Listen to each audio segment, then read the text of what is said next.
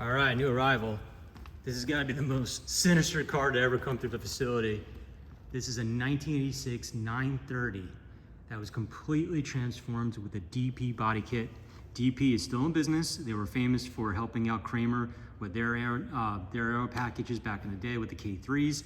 This is your chance to kind of modify a 930. This is again done in period. This was done in 1988, so a few years after the car was new. It is a US chassis. And we'll just go walking around. It is black on black on black. You can see it's got a larger rear tail because it's got a larger intercooler.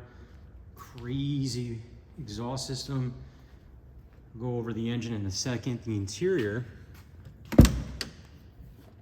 is all custom as well. It came standard with full leather dash, leather door cards. Got custom seats. Got a little wide angle there. There we go. It's got a roof steering wheel. It's got only 28,000 miles on it.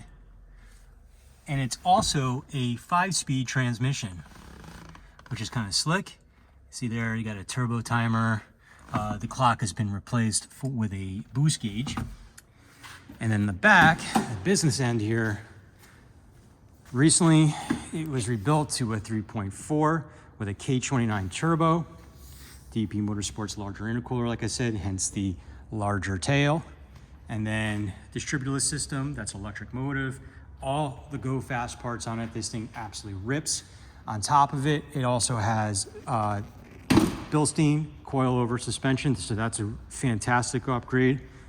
And these cars originally came with really wide 15-inch wheels, but this one's been upgraded with stepped up 15-inch wheels.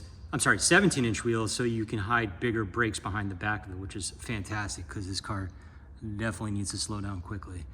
So again, this is a 1986 930 with a full DP package.